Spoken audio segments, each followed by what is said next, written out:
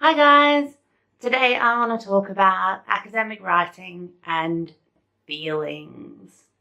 That is obviously because I've been doing lots of writing recently, trying to get ready for the final submission of the Hades book.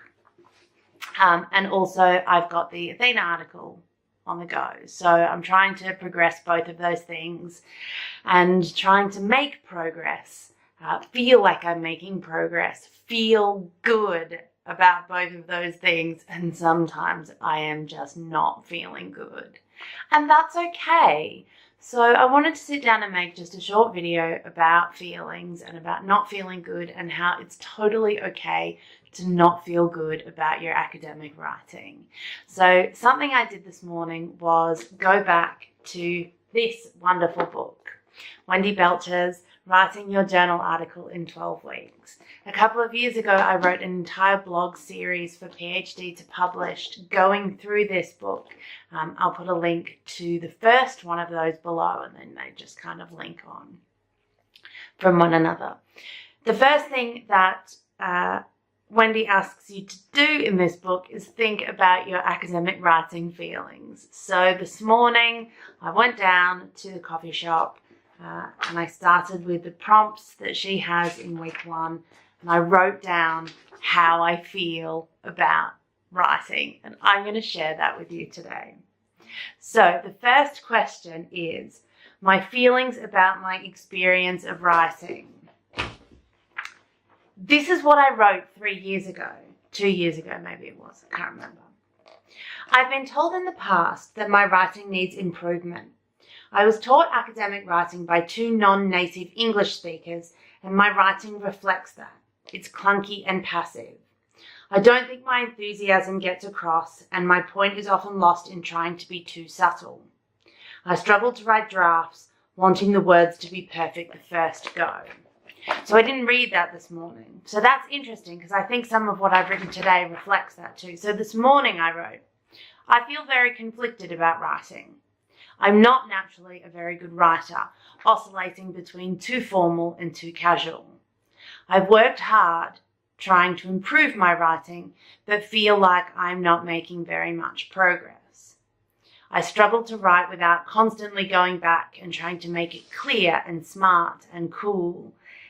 I desperately want to be a great, beautiful writer, but I think I never will be.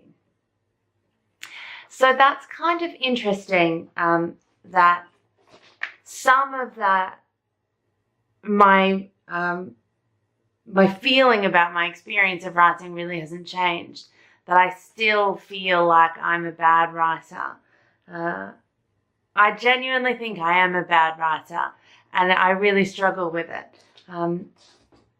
I think it's kind of important to say that, important to acknowledge that, you know, my writing isn't great. I'm not a beautiful writer. I'm not a wordsmith in any way, shape, or form. That's okay, but it just means that I need to do a lot more work with drafts, with crafting drafts, and just generally, I think I probably would really benefit from going to a creative nonfiction class. So if you have been to a creative nonfiction class in London or online, please let me know, because I think I'd really like to do one. Right, so the second prompt.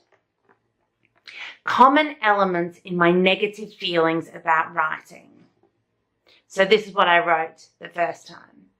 I'm concerned about how my work is received and that my ideas will be misrepresented or misunderstood. The less I write, the more anxious I become about writing, which is self-perpetuating. That's interesting. I hate editing. I still hate editing. This is what I wrote today. Not being known for my research. This stems from other non-writing related issues too. That is, I think, the topic of another video. The less I write, the more anxious I am about writing. So basically, things have not changed. I still need to maintain a writing practice in order to feel less anxious about writing. So I'm really actually starting to feel that now, where I've been on this 500 words a day thing, and every day gets a bit easier. I have never been a word count per day kind of writer. I've always gone on time. Like, I will write for 2 hours today, and if I write 1,000 words or 200 words, then that's both fine. But at the moment, because I need to just get the words out, I'm on a word limit. And it seems to be working all right so far. I'm sure you'll hear more about it in the coming weeks.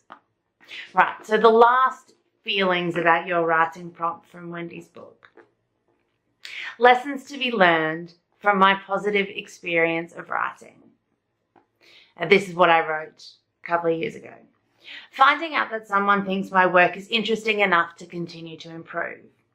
Finishing my MA thesis was an extremely positive writing-based experience. Keep in mind that I was still doing my PhD. I was right at the end of my PhD when I wrote this. So,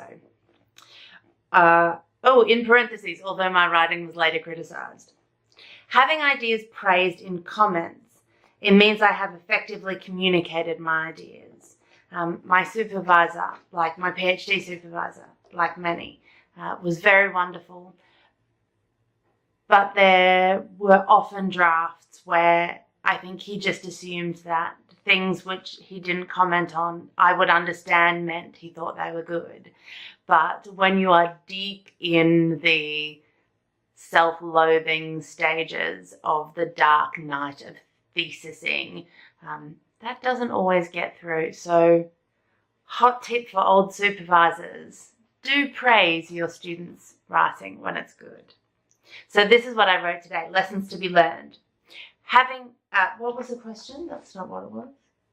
Oh, lessons to be learned from my positive experiences. Having work accepted, obviously, is good. But overall, in the past few years, very few really good and positive experiences with writing. And that is genuinely true. And it seems weird to say, like, I've signed 2 book contracts. I've had an article published in a pretty big classics journal. But I've had some pretty bad reviews, like everybody, I suppose. And sort of just going through, being an early career researcher is a lot about taking blows. And sometimes those blows kind of stick with you a bit more than other blows. Like, I find it much easier to get over not getting a job, not getting shortlisted for a job, than getting a publication rejection. Because it's not personal. When it's like 90 or 100 or 150 applicants for a job, it's not personal when you don't get shortlisted and you have no idea where you were in the pile. When you don't get a job after interview, that's a different story. And I've written about that elsewhere. And I'll link that below. So I just kind of wanted to come today and share with you in this just like sit down and talk video what I'm feeling at the moment, and that having feelings about academic writing is super okay. And it's okay for those feelings to not be exceptionally positive. Next week, the week after, 2 weeks, 2 months, whatever, it will turn around. You know, my Athena article will get accepted. My books will be published. All that good stuff will happen. It's just the being in this stage is draining and anxiety-inducing, and there's a lot of work, and I feel like I'm right at the bottom of the hill again, and I've got to push that bloody stone all the way up. But I will get that stone to the top of the hill, and so will you. So please share your experiences of feeling badly or great about your academic writing in the comments below, or reach out to me on Twitter. If you haven't, please click subscribe, and I will see you in the next video. Bye.